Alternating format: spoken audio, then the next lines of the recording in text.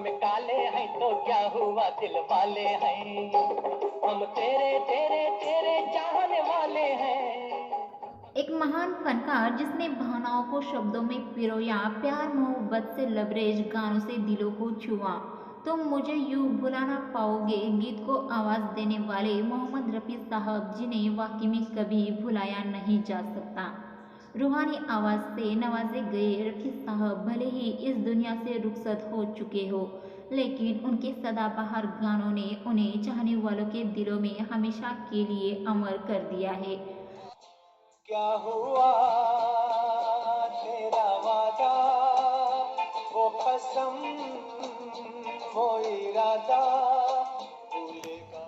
क्या हुआ तेरा वादा से लेकर आज मौसम बड़ा बेईमान है तक, ये सभी गाने आज भी काफ़ी लोकप्रिय है।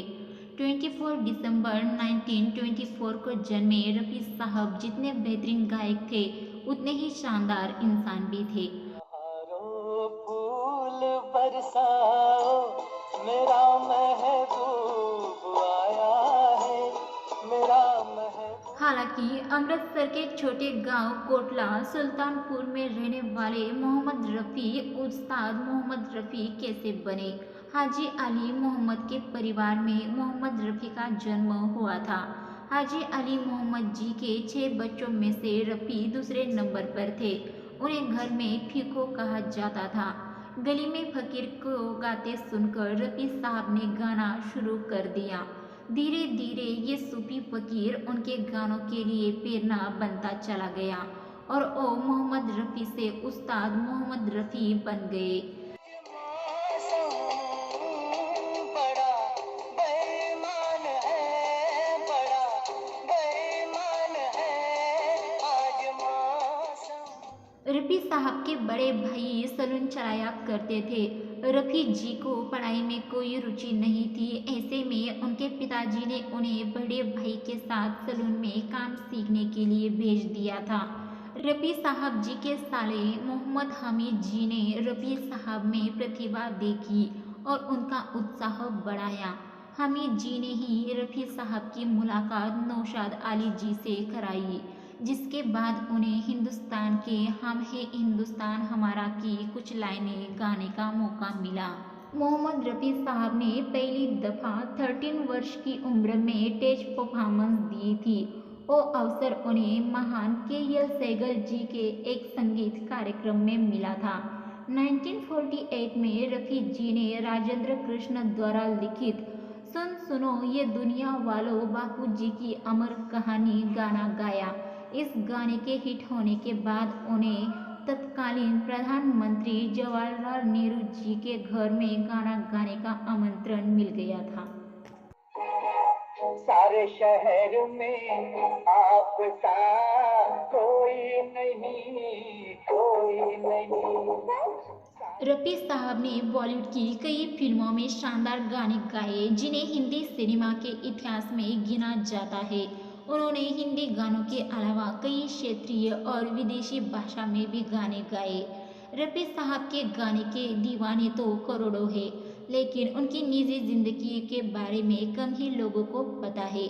बहुत ही कम लोग जानते होंगे कि मोहम्मद रफ़ी जी ने 2 शादियाँ की थी।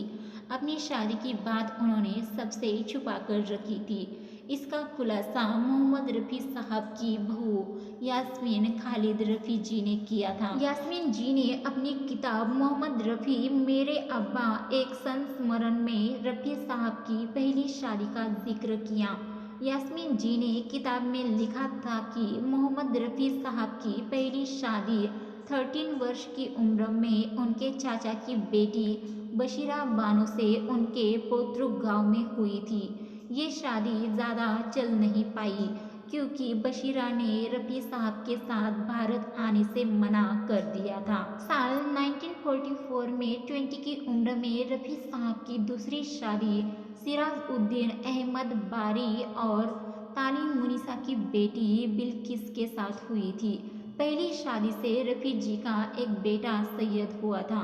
दूसरी शादी से उनके 3 बेटे खालिद, हामिद, शाहिद और 3 बेटियां परवीन अहमद, नसरीन अहमद, यास्मीन अहमद हुई। रफ़ी साहब के तीनों बेटे सैयद, खालिद और हामिद तीनों की मौत हो चुकी है। एस.टी. बर्मन, शंकर जयकिशन, लक्ष्मीकांत प्यारेलाल, ओ.पी. नैयर और कल्याण जी आनंद जी समेत अपने दौर के लगभग सभी लोकप्रिय संगीतकारों के साथ गाना गा चुके मोहम्मद रफ़ी साहब ने 31 जुलाई 1980 को दुनिया को अलविदा कह दिया। रफ़ी साहब के अंतिम संस्कार में 10,000 से अधिक लोग शामिल हुए थे।